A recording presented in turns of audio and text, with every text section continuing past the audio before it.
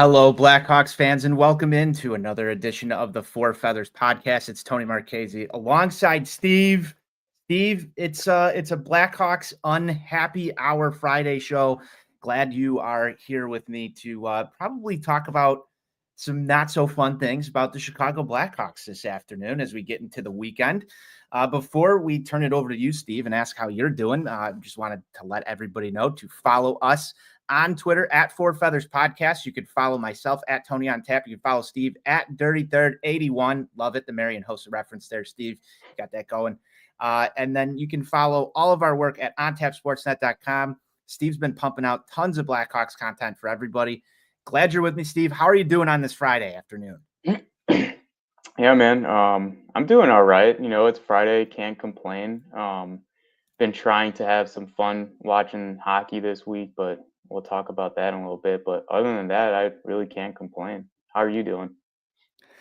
It's been a week. I made it out to the UC once, was disappointed with that. I was disappointed with Tuesday's game as well. Had tickets for that one, ended up selling them. I feel like I got away with robbery, selling my seats on Tuesday and actually getting, actual real dollars for what was displayed on the ice on Tuesday. I know we're going to get into it in a minute, but so I'm feeling pretty good about that.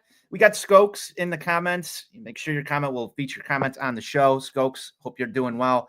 Other than that, man, it's been an up and down week. We've had every kind of weather here in Chicago. It's snowed, it's thunderstormed, it's been beautiful, it's been dreary as it is right now. So it's been a mixed bag, but on the hockey side, not so well. And I think you probably echo those statements. We'll get right into it here. Hawks drop their last three games, one in a 6-2 fashion against the Vancouver Canucks, and then again as well in 6-2 fashion on Tuesday, back home against Seattle. And then, as you mentioned in your headline, they continued their downward spiral in a 3-1 loss to the Los Angeles Kings. There was a lot of Spencer Knight action. I've got a pretty hot take for you later on in the show about Spencer Knight. And we'll get to that one later. Maybe that's a little ruffle some feathers action, but just some foreshadowing. And then it was the end of the West Coast road trips. And Steve, I know you're a West Coast guy, so we'll start back on the West Coast. There's a couple of games out there as well. I'm a big fan of the West Coast start. I like a good late night 9:00, 9:30 puck drop. The kids are in bed. It's easier for me to watch the games. There's less chaos going on in my home. But for you out there on the West Coast, Steve, those are probably actually at a normal time for you, aren't they? Are you sad the West Coast swings are over for the year? Yeah, a little bit. I do like them just because it times really well where I get home from work, turn on the TV, and I get to watch hockey.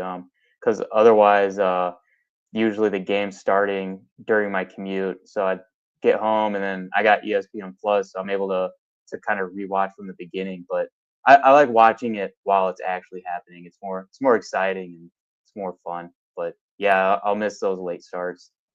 Well, I'm sure they'll be back again next year. It's not like the Hawks aren't going to travel to the West Coast, but I like I said, I'm a fan of the late night starts. I know that's a controversial topic. Our guy Pat Comiskey hates the late night start. I know Ron has complained about the late night starts, but you and I, we can share our love for California hockey and anything West Coast. But it was a rough trip out there, man. It was a pretty Yeah. pretty nasty trip. The last time we were on these airwaves, Ron Luce and I did a Trade Center edition of Four Feathers podcast. We had just left the Seth Jones sort of era behind us. Now we're in a totally different era. I want to say that the buzz from that and the Spencer Knight bump seems to be over. The Blackhawks have had a lot of trouble lately. And Steve, let's get into it. 6-2 loss against Vancouver, 6-2 loss again against Seattle. What went wrong in Vancouver? Man, that one was a tough watch. I mean, I'm trying to remember if that one. I might be confusing it with the Kraken start because I think the Kraken they started good, but against Vancouver, that game just kind of sucked the life out of everything. I think before that, I was pretty much convinced that Sorensen shouldn't have been the guy moving forward. And the Canucks game, that was like the first game of this week where I was just completely convinced that I don't think he's the right coach for this team. So I think like a lot of what we saw in that game, we see it throughout this entire week where this team they just like I don't know if it's like a mental thing. They just don't put a good product on the ice. They don't really look like they're trying like their hardest. Um, and in that game, that was Soderblom's worst game of the season. I think he only saved on 15. That's a point. It was a very rough night for Arvid Soderblom's save percentage. Very Yeah, rough night. and then yeah, like that was without Seth Jones too. So kind of like what you were saying, where the spirit was kind of high after we traded Jones. I think this is kind of where we see like he did help the team on defense. Not saying that like I wish he was back here. I'd rather have the younger guys learn, but against the Canucks, the Blackhawks defense was horrible. They made a lot of bad decisions in the DZ. So yeah, not a good game. Yes, and this was the first of two Connor Bedard 10-minute game misconducts. Yep. So I want to get into this one a little bit with you. The Connor Bedard situation, because this was hot last week. Obviously, you don't want your young star in a position where he gets tossed out of a game. And basically, I think there was 30 seconds left before he was able to return. It pretty much took us out of that game altogether. What was your reaction? And do you feel differently now after letting it marinate for a little bit? What are your thoughts on the 10-minute misconduct for what was it? Disrespecting the ref? Yeah, that one was frustrating because when you saw Connor Bedard's reaction to the call, uh, like I was maybe trying to see if like there's something I missed because when that first happened, I was kind of pissed off. But it just seems like they were kind of just tired of Bedard. I don't even know if he was necessarily running his mouth, maybe talking back to the refs.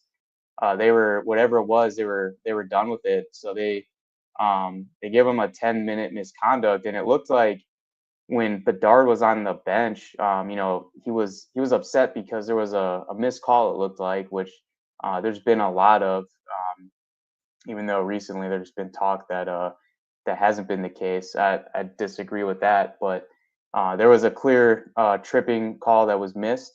Bedard was upset because there's a lot of penalties that don't seem to get called for Bedard, and he goes back to the bench, rightfully pissed off. And the ref came over. I don't know what was said. I don't know if he was explaining something or like he was telling Bedard to like watch his mouth. And then from what I could see, it looked like Bedard said something back, and whatever it was, the ref didn't like it, and just straight up 10-minute misconduct. Which, in my opinion, that's a huge overreaction on the ref's part. So I was pissed. It takes Bedard out of the game. I believe they were one down at that So point. this was in San Jose. Actually, I wanted to qualify that wasn't the Vancouver game. He got another 10-minute misconduct in the Vancouver game. Oh, that's right. This was the Macklin Celebrini, Connor Bedard's first matchup. And that's something that, wildly enough, Macklin Celebrini was injured earlier this season. And the two missed each other. This took the Hawks out of that game in San Jose. He gets another one towards the end of the Vancouver game. I just wanted to correct that for everybody. I know it's been a little bit of a week, and that's why I was having a little bit of a brain cramp here too. But that was in San Jose, and then on the game in the game against Vancouver, he gets another one at the end. And as you rightfully put in your recap, you probably will not see that from Connor Bedard ever again. I was pissed at this one, just from a marketing perspective, for the NHL standpoint, and I think it's worth bringing up. Like, you want your stars on the ice there, the future stars of the game.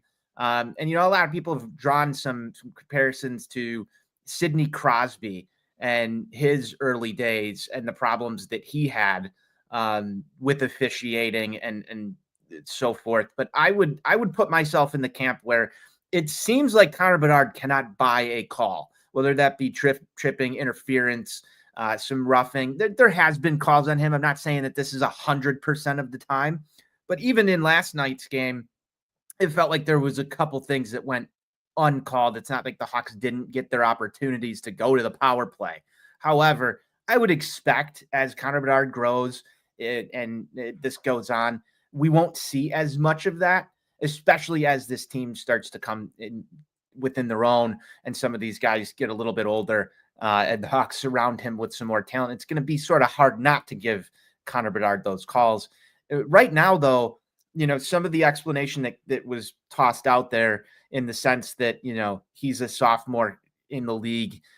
He needs to earn the right to talk to a ref that way. And, some of these other things that have been used to justify it, I somewhat understand, but I don't like it. And I don't have to like it. I don't think anybody has to like it. You want Connor Bedard to be respected. What I have another problem with, though, Steve, is the fact that it feels like pulling teeth in order to get someone to stand up for him at times on the ice with these guys. Pat Maroon was not in that game against San Jose, if I recall correctly. Nick Foligno, Tyler Bertuzzi, somebody sort of stand up for Connor Bedard in these situations. Again, we're not on the ice. We don't hear what's said directly, but I thought that was sort of weak there. And I'm also looking at Anders Sorensen. Like, would Luke Richardson have let that go without getting very pissed off? Do you think he would? I mean, I mean, we've seen Luke Richardson before go off the handle on the refs. He's done it before. I think he would have absolutely tore a new one into the refs. Even if it's just lip service, like, got to stick up for your guy. Yeah, I didn't like the mentality there, and it's not surprising that they lost 3 more in a row after that. And that's where some of these frustrations, and this is why it's unhappy hour here, Steve, because I'm not happy about that. So that was Vancouver, San Jose. Man, let's talk about yet another 6-2 loss against Seattle. We come back home. The big story from this one, which was interesting, and I'm going to call some things out because, it happens, but there was a lot of talk about Nick Foligno not participating in the optional morning skate ahead of the Seattle Kraken game. And now, yes, I want Nick Foligno to participate in things. He's the captain. However, I don't think it's that uncommon for some guys to not show up to an optional morning skate. Now, the optics behind it, probably not so great, especially when you're amidst a huge skid. But at the same time, you don't know what Nick Foligno was doing. Could he have been in the workout room? Could he have been doing film review? Where was Nick Foligno? I don't think we're going to get the actual play-by-play of every waking minute that every Blackhawks player spends during their day. Be interesting to see that breakdown. However, I know we've said a lot of things about Nick Foligno right now. I just thought that it was interesting to see as much blown up about Nick Foligno missing an optional skate here. Obviously, maybe it would have helped them. We don't know. But 6-2 loss against Seattle, like I said. But the storylines on X that I at least saw was there was a lot of, thrown around. Where's the captains of this team? Were you bothered by this? Some people were. Yeah, honestly, I wasn't bothered by that at all. There's other things that I kind of maybe dig in a little bit too much with Foligno, but him missing the optional morning skate, no. Like you said, we don't know what he had going on. Dude has kids, he's busy. And there's other things you could dig into for Foligno and his leadership style. That wasn't one of them.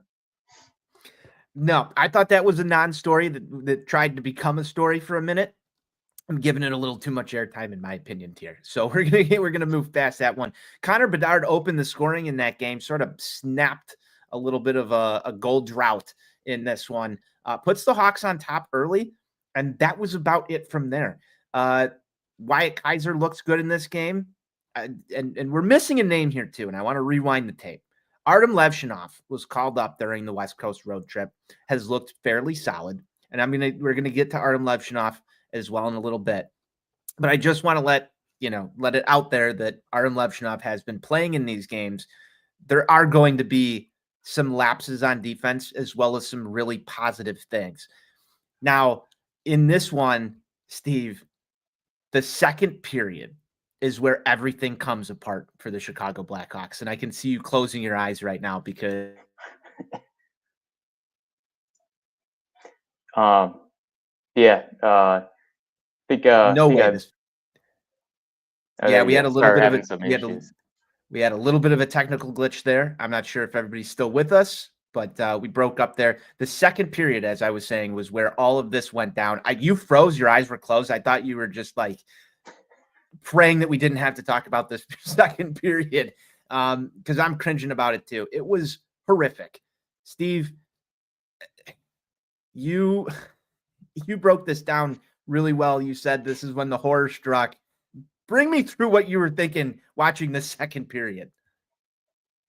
Yeah, man, I was excited because the first period they looked really good, and I was like, hell yeah, we got an actual hockey game, and this is a team that they can actually beat. The Kraken are not good, and it was just it was uneventful.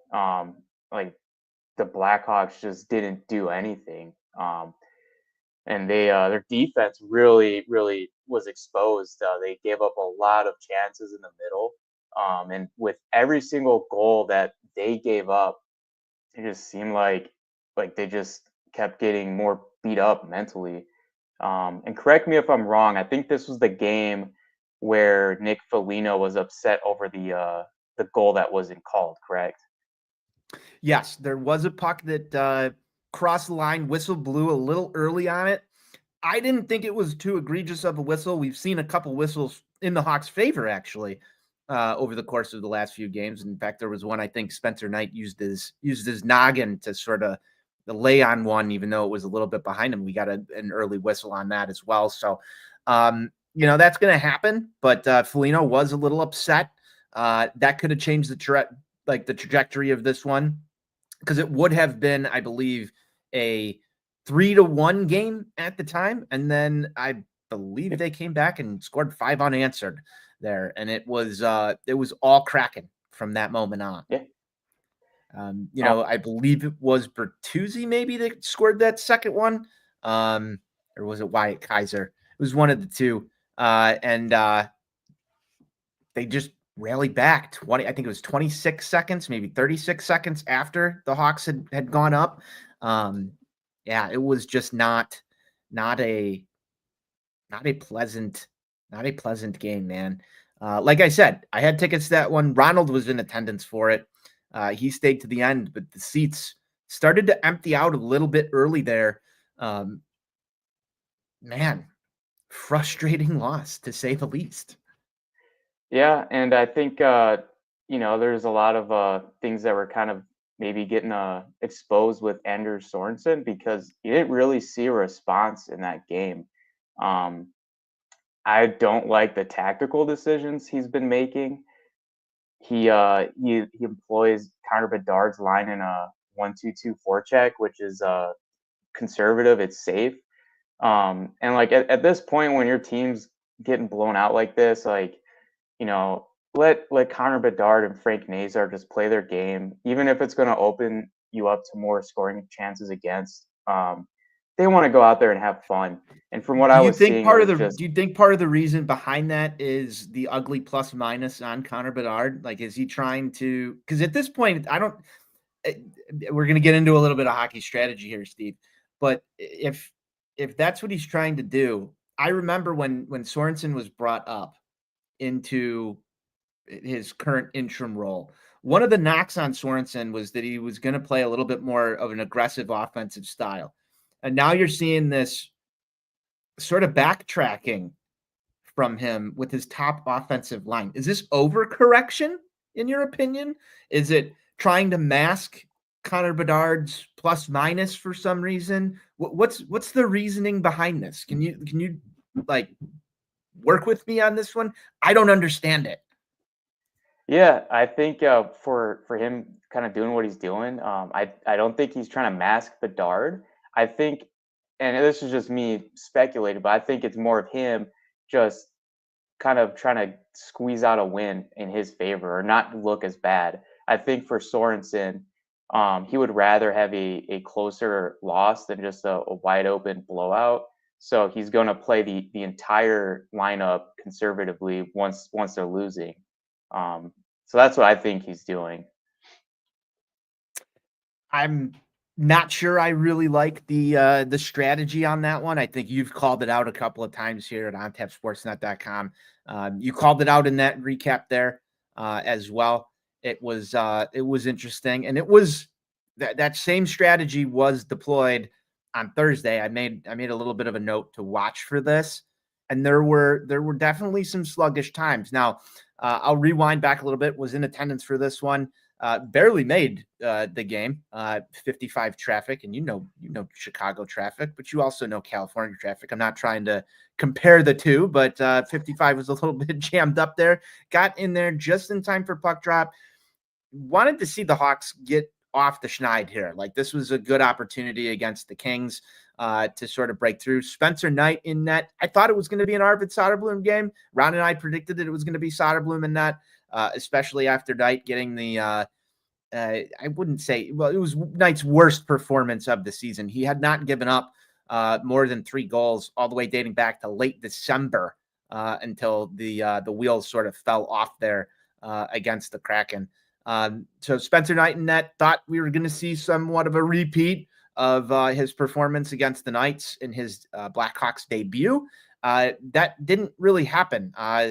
LA came out and just started pounding shots on Spencer Knight, and I think it was 19 shots in the first period to about 4 for Chicago. That's not a recipe for success by any stretch of the imagination, in my opinion. And it definitely translated that way. Bedard was able to score again. The stands, though, Steve, from a spectator standpoint, that might have been the lowest amount of fans I've seen in attendance. There may have been a game when Connor Bedard was not in the lineup last year against San Jose in early January, mid-January, somewhere around there, that I was at, where the stands were somewhat barren, but I saw the largest gaps in empty seats that I've seen in the United Center in a long time, which was not a pleasant sight. It does make for quicker bathroom lines and better beer lines. However, this was, I don't know if it was March Madness Thursday. Maybe everybody was in the FanDuel Sportsbook Lounge watching college basketball. Maybe it was the Blackhawks' recent play. I'm not sure. We'll have to see what it looks like the next home game. However, I'm just pointing out, very light crowd. Did you notice it on TV? Yeah, I saw it. I saw the empty seats. It sucked to see. It's losing's taking its toll on interest from all the fans. We're at that point. This one didn't get out of hand quickly. The Hawks stayed in it. They had chances. They played a lot of conservative hockey, which has been the theme here. Maybe this would have been the game where you open things up, Steve. Wouldn't it be? Wouldn't it be? A perfect opportunity. You're down by a goal. Open it up a little bit. Put your foot on the gas. It didn't really seem like the Hawks were in this one until the second period. They do get on the board and then, fail to close that gap. But Connor Bedard on the power play, it was a very nice goal. I liked it. Other than that, man, there's not much to write home about. Yeah. I think it's like a good opportunity for Kyle Davidson to really hopefully take in stock of what Sorensen is doing. Just like you just said, like the conservative hockey, like yeah, sure, he needs to do that to maybe get a win, but that's not doing Connor Bedard any favors. He's not having fun out there. And just like some of the stuff he's saying in these interviews, it's kind of making me scratch my head. So I don't know. We're gonna get to those in a minute. We're gonna get to Yeah. those in a minute because this is interesting stuff. But it doesn't look like fun hockey. It's been tough watches for people, and that's going to translate into empty seats in the building, and I don't like that direction for the Hawks at all. That's sort of it. Hawks fall in that one, 3-1, empty net. Goal for the Kings to sort of close that one out in the waning seconds of Thursday night's game. I left the United Center very unhappy, Steve. Very unhappy ride home. It's not pleasant right now in Blackhawks land. We made it through the games. The first half hour. We can sort of toss that aside for a minute. I want to get into some of the stuff that you wrote in your Blackhawks on Tap on ice struggles coaching challenges article that just came out on ontapsportsnet.com. You sort of recapped the week beautifully, Steve, if I do say so myself. You can check that out, like I said, on ontapsportsnet.com in our Blackhawks section. Couple of things, and one of them is the Connor Bedard Chicago stuff. And this has been a topic that's been tossed around a lot. And I'm going to just say it right off the bat, Steve. It's been my biggest fear. And I've sort of had this part in the back of my mind. And I've gotten into a couple arguments with our co-host Ron Luce about this because he's told me, and you wrote an article about this as well, that Connor Bedard's not going anywhere. But there is that part of me, and I will admit it. I will put my hand up, and I will admit that in the back of my mind, there is some sort of like just nightmare scenario. And sometimes I wake up in the middle of the night, and I stare at the ceiling, and I'm like, that just didn't happen. And it was Connor Bedard enters free agency because he doesn't want to sign back with the Chicago Blackhawks. It's a nightmare scenario for me. I went down to Nashville. I watched him get drafted. It was one of the greatest nights ever as a Blackhawks fan. Just on Broadway with Chelsea Dagger on repeat at the after party. Chelios was there. Scott Darling was there. Connor Bedard was there. It was awesome. It was one of the best nights ever. In the back of my mind, there is still this part of me that says Connor Bedard does not like to lose. And the Blackhawks have done a lot of losing. So it's easy for people to have these sort of sneaky suspicions creep into the back of their mind. Can you agree, or are you not there? I mean, I think the fear it's understandable. I think you'd almost be Talk naive me off the to, ledge. like, Talk me off the ledge a little bit. Yeah, like I'll tell you, like, your fear isn't unwarranted just because I think it's like you made it worse. So don't worry, I'll try to make it better in a second. But it's like it could have happened. Yeah, sure, it could, but is it likely? No. Connor Bedard, when he was in juniors, his team sucked, and like, yeah, it's juniors. It's not the NHL. They're not playing for like the Stanley Cup or anything like that.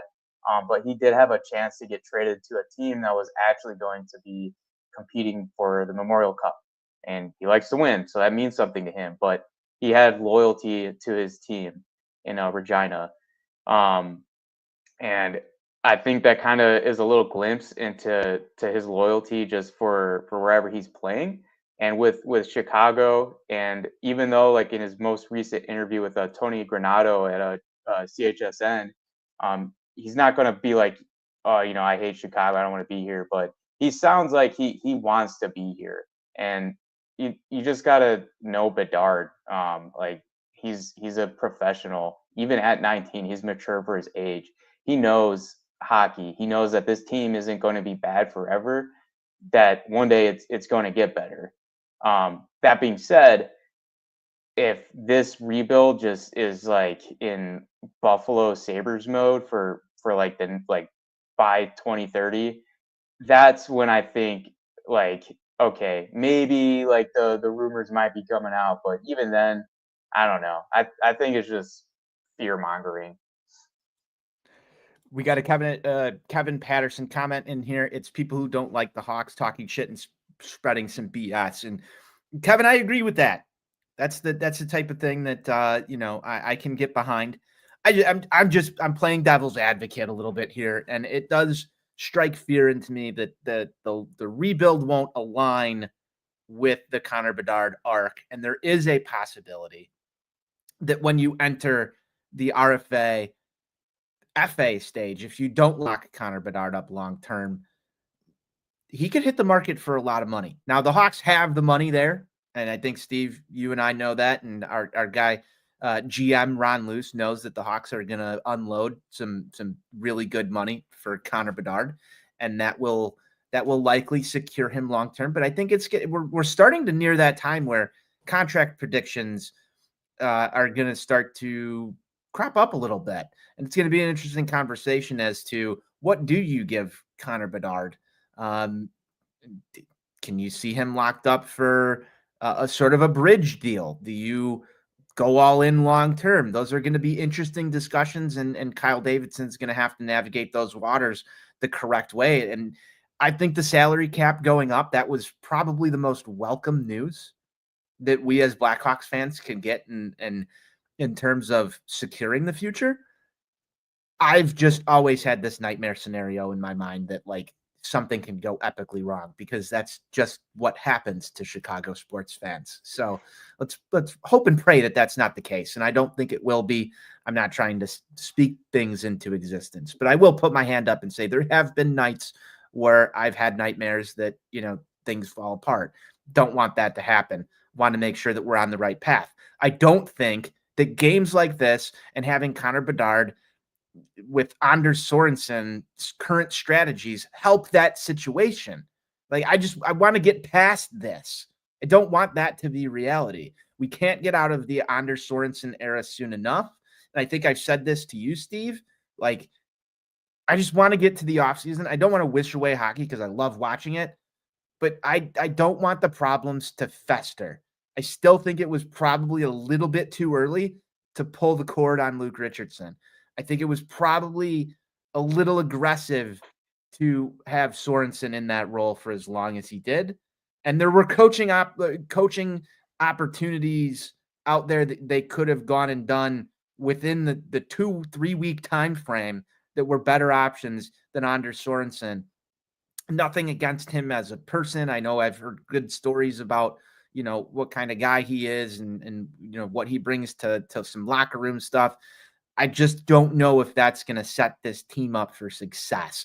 And I want more. That's all this is about. I want a little bit more out of what we're offering for Connor Bedard and the rest of the guys too. That goes for Frank Nazar. That goes for the veterans who are here. It just, this year sort of felt weird with Anders Sorensen. There was a period of time, and we're quickly entering it again. And I know it doesn't make sense at this juncture, but if you think back into December, has an interim coach ever been fired? Because I feel like we were even nearing that discussion. And I hope that this puts to bed, as you said, any sort of thought that he might be the guy, because there was a good stretch of hockey that we just went through, and those things started to creep up. Is Anders Sorensen going to get an extension? I think we're past that. Do you think we're past that, Steve?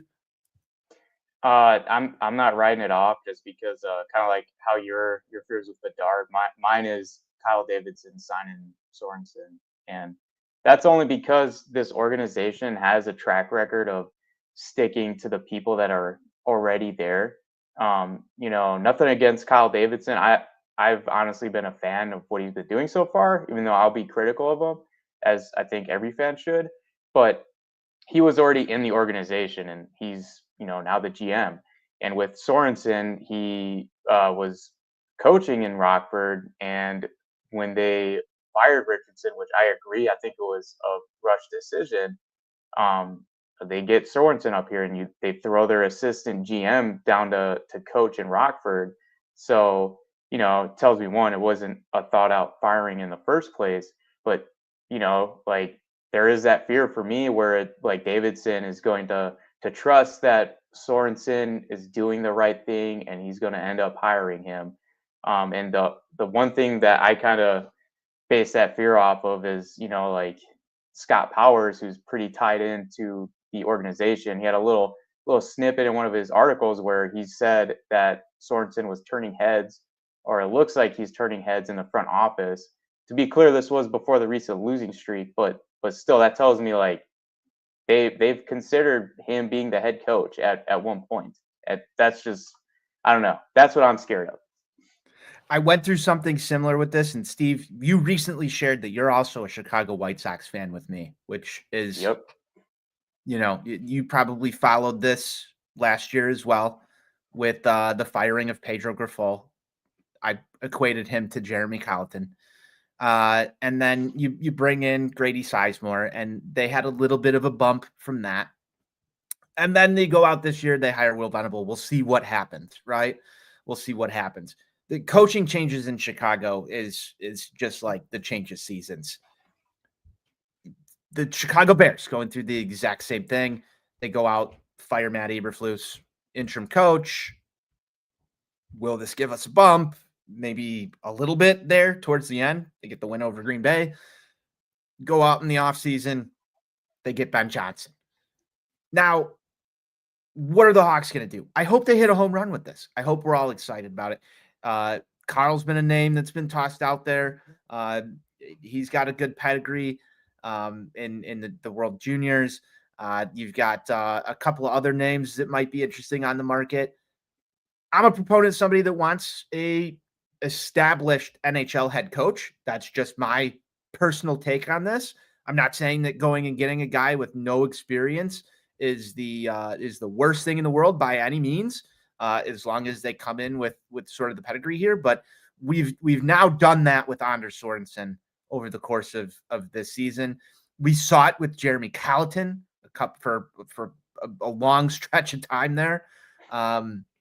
Luke Richardson had his previous exposure there. I want someone who's established. And the reason I want someone who's established is we've kind of toyed around with the last, 3 names.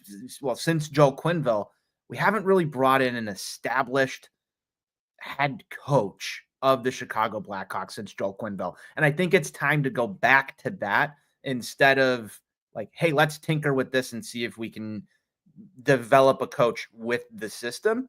I think you're kind of past that point where you can do so. That guy was Luke Richardson. You decided that wasn't going to work. I don't know. And maybe that throws Kyle out of consideration. If I'm Kyle Davidson, I'm not. But for me, go get the best name available here. Like, this isn't something that we want to fuck around with. It's just not to me. I don't know if you agree with that or if you're okay taking a chance on a first year guy. For me, it's not. Yeah, I think with taking on an inexperienced head coach in this scenario, I'd only be happy with Carl, to be honest, just because of his pedigree with working with younger players. I think that would be extremely beneficial to our current core of young players. But you do run the risk of you don't know how he'll be as a head coach in the NHL. I mean, shit, Luke Richardson, even though he got fired, I honestly thought he was a good coach. My biggest thing was he wasn't opening up offense for Bedard to be productive in, but I thought he was pretty good. But I'm kind of agreeing with you where like at this point, especially for Davidson, because I mean he's not going to be able to fire this next coach and continue being the GM of this team. So this next decision he has, it's not only incredibly important for the future of the team, it's important for his job. So if he goes and kind of gets one of those Do you believe that? Because that's an interesting point that you bring up here, Steve. I'm sorry to interject, but there's a thing with football, I think, more or less, where you only go through about 2 head coaches and the GM turns over. I don't know how long of a leash Kyle Davidson has.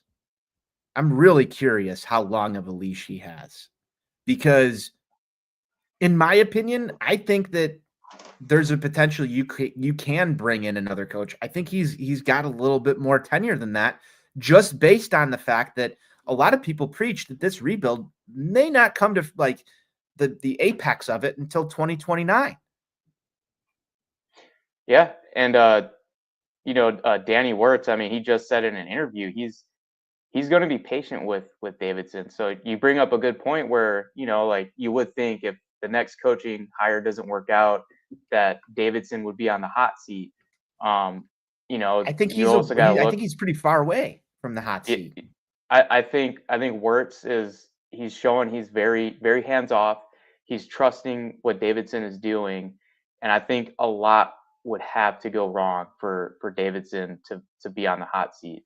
So yeah, you bring up a good point where this next head coach might not be the last one that Davidson sees under him.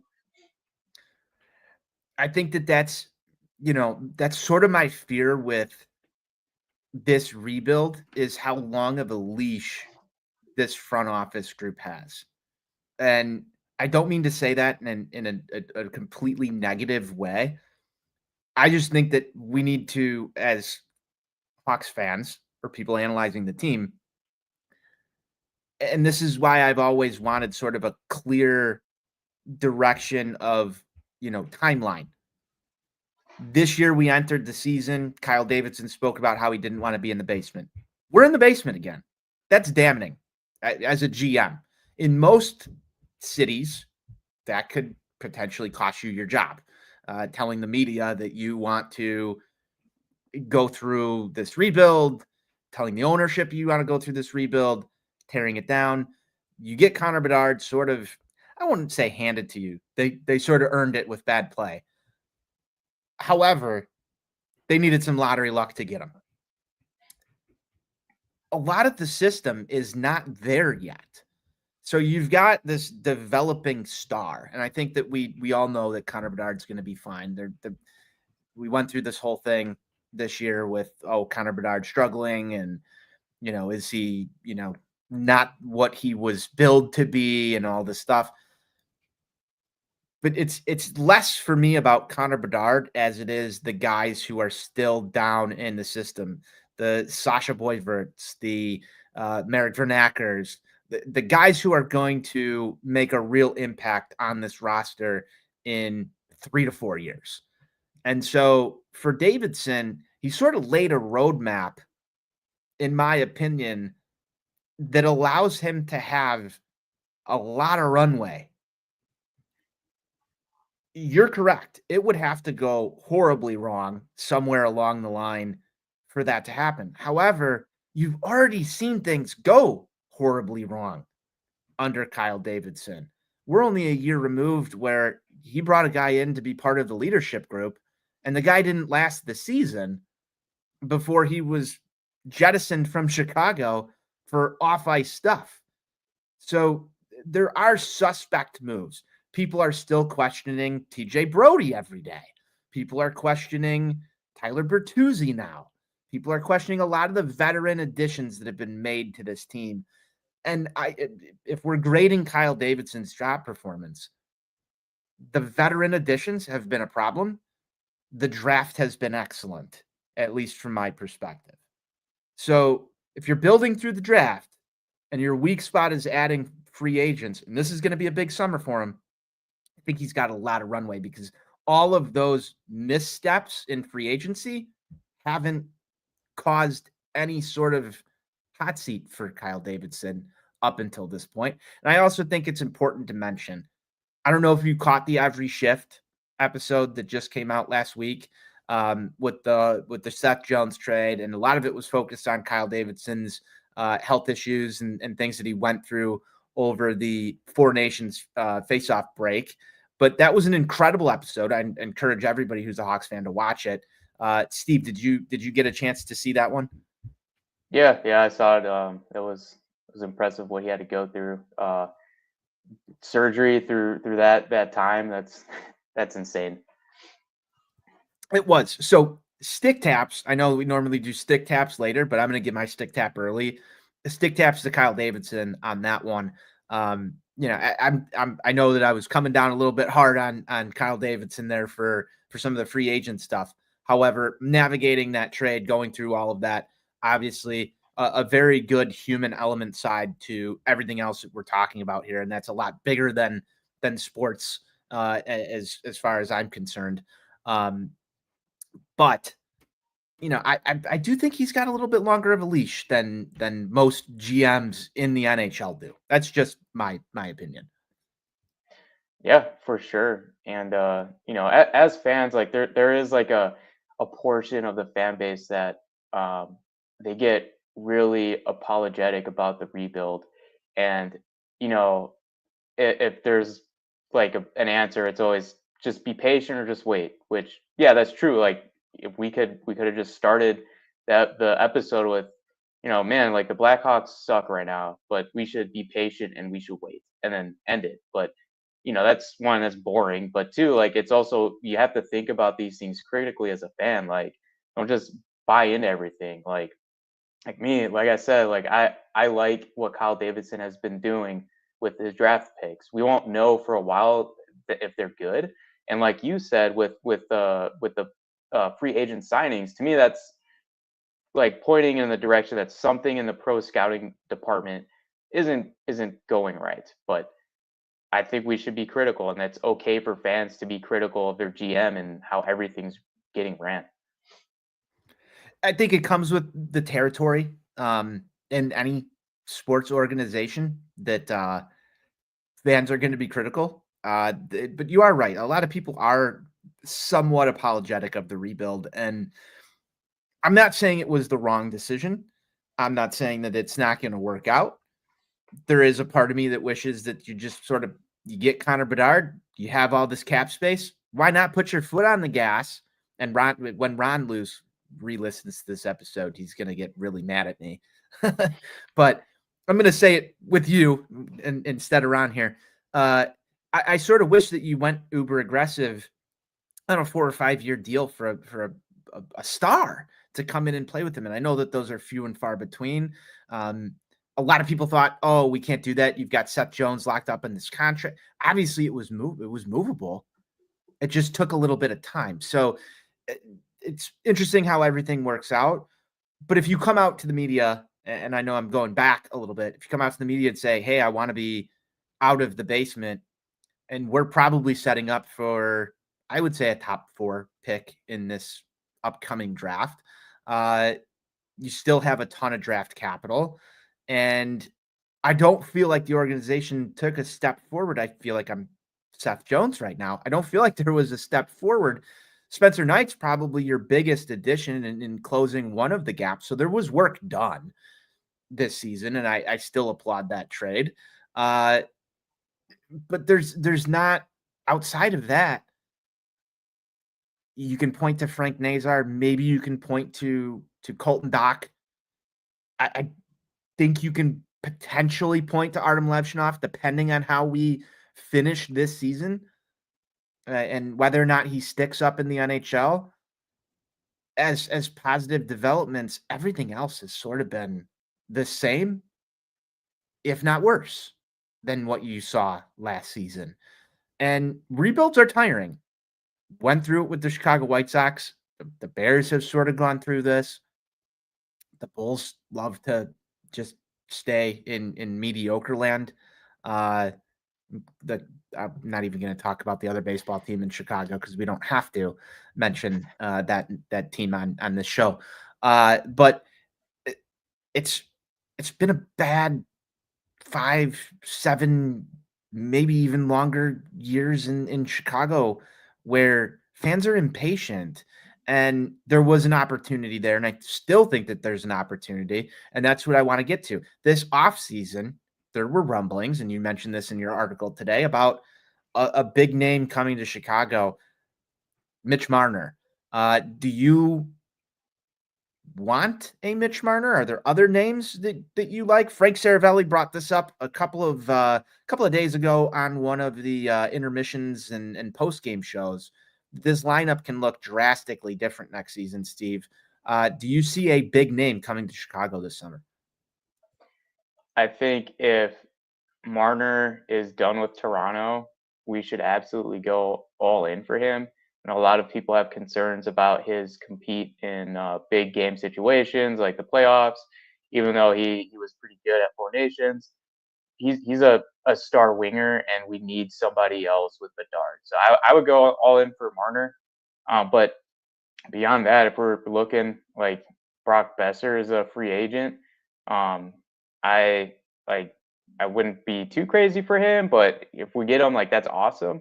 John Tavares, and then I, other than that, like Brad Marchand, which God bless if Kyle Davidson is even thinking about signing him, but Ooh, um, that I would be an think interesting name to add to the Chicago Blackhawks at this yeah, juncture. I yeah. don't know how I'd feel about that one. I would I would not be I'd be in a dark place, but I would be going all in for Marner. And yeah, Nikolai Ehlers, he's also going to be a free agent. So it's not like a crazy. I don't think it's a crazy deep class. I haven't looked at not in the preceding years class yet, but Marner's definitely up there. I've seen the name Sam Bennett thrown around as a potential Blackhawks addition. I know that's GM Ron's target this offseason. Um, there's some interesting names, but there's definitely some talent that could be added to the Blackhawks roster this offseason. And obviously, there's another name that's out there, wasn't traded at the deadline, uh, and that's Ryan Donato, who's still under Blackhawks team control until the end of the year. Now, Frank Saravelli brought this up. There's really not a lot of pressure to get a deal done before the end of the season, or even when he gets into free agent. Like, it's open now for him to go into free agency and test that market, dip a toe in the water, and figure out what he's worth. So Steve, you had this in your little Blackhawks roundup as well. Why don't you let everybody know what that price was when the Hawks were doing some negotiations with Ryan Donato and his agent leading up to the trade deadline? Yeah, I think a lot of the reporters are kind of estimating it's going to be somewhere around $4 million, which I think that makes sense. I think Donato is probably going to ask for more. I think he's going to push it for 5 million, and that's just me looking at the rest of the roster, and people are making 5 million on this team. Donato is absolutely smoking them with stats, so he has a strong argument to make there. And I think Donato has the leverage in his situation. Whatever he gets, I don't. It's not going to be a burden on the cap. We're not going to be worrying about the cap for a while. But yeah, I would be surprised if I would be very angry actually if he doesn't sign, because he wasn't traded, and I'm like, all right, I'm trusting Davidson that he knows that Donato is going to sign, and if he walks away in free agency, that's going to be a huge misstep on Davidson's part. But I will hold that judgment until it actually happens. I agree with you. I think that was very well said. I don't really have much more to add to that. I've been camp re-sign Ryan Donato pretty much all year. I was in camp re-sign Colin Blackwell. I was in camp go out and get Max Domi back here. I like the way that those guys play. I think they bring some edge to the game. And I know Donato's cooled off a little bit than he was playing pre-trade deadline. But still brings that energy. Still a guy that's out there and looks like he cares and gives a shit on the ice, and that's what you want in an Indian head sweater. At least I do. That's what I enjoy watching. So hopefully he's back. We're nearing the end of the show, and it is time for our Ruffle Some Feathers segment. Steve, do you have a Ruffle Some Feathers this week? Yeah, I think we need to keep Levshinov up here for the rest of the regular season. I don't know how that'll affect his contract if he hits over 9 games, but yeah, he's made mistakes. He's got some rough edges, but I think he develops better right now with the NHL. That's where he's going to be playing. I think that's where he needs to learn his game is here with the Blackhawks. That's spicy. So I was interested in what that contract situation looked like. So I talked to our guy, GM Ron, and it doesn't seem to matter. This is per GM Ron. This is not my knowledge, so I'm going to qualify that in case I'm wrong. But I trust in our guy Ron here. It doesn't matter. The way that it all worked out with his age and everything, and I don't know all the inner workings of this, but Ron told me, and I've got it on good authority, that it doesn't matter. He's not going to have to. He's burning a year anyway on this deal. So there is no slide. There's no over 9 game stipulations on it. It doesn't matter. So that leads me to believe that Artem Levshunov is going to be able to play his way into the lineup going forward. Should he perform well? Now he's eating a lot of minutes. He's doing a lot of good things. I think the counterpoint to that a lot of fans are going to come back at you with is, well, Rockford might be going on a bit of a playoff run. And do you want to see him down there with Kevin Korchinski? Which is interesting that Kevin Korchinski hasn't gotten the call back up either. And that leads me to believe a little bit that they want him there to be part of that playoff run. And maybe they think Artem Levshunov is getting sort of the Kevin Korchinski experience down the line here that Korchinski got last year without being in Rockford, and maybe it's more important. However, I think arguments can be made on either side. There's going to be some vocal people if Artem Levshunov is ineligible to play in the AHL playoffs, don't you think? Oh yeah, for sure. Yeah, I mean, now that I think about it, I'd be a little upset too. But I don't know what's better for the player. What's going to be more beneficial to him developing. I love the ruffle some feathers there, Steve. These ones always bring up some good stuff. I've got one for you. I think Spencer Knight needs to bring back the Florida Panthers mask. Why? This is my ruffle some feathers. Spencer Knight, in his first game with the Chicago Blackhawks, debuted in Florida Panthers goalie gear. Looked real good. Beat the Kings. Had a outstanding performance. And then when he got back home, when they got back from this road trip, he debuted a new mask. And I'm not saying that this mask is bad luck by any stretch of the imagination, but I'm a superstitious guy. It has not gone right for Spencer Knight in this new Blackhawks mask. Do we need a new mask design? I don't know. But if they lose like the next 2 Spencer Knight starts, I think we've got a gear issue. What do you think? I know a lot of hockey players are superstitious. It's worth a shot. Give the old Panthers mask a shot. Just throw it on there for one more game, and like if they win, all right, well, maybe the mask is the problem. I don't know. This is interesting stuff. We can't argue with stats, Steve. They're definitive. They let us know what's going on. And Spencer Knight, the new mask. Maybe we got to change some stuff up. Maybe we need to bring back, give him something. Go back to something a little different, mix it up a little bit, and change it up. We don't want bad vibes to carry over, right? That's all we're trying to avoid. So that's my ruffle some feathers. I know that's a little bit of a hot take. I sort of teased that one earlier, but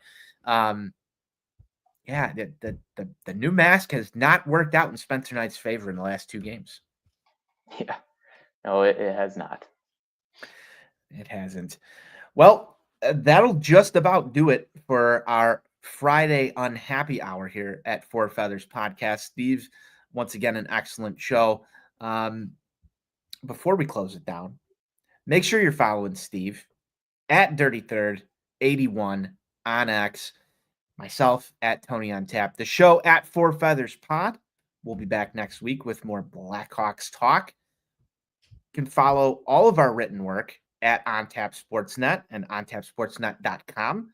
Steve, any final thoughts before we close shop here on Friday and get on with the rest of the best day of the week? Let's go Hawks. Let's go Hawks.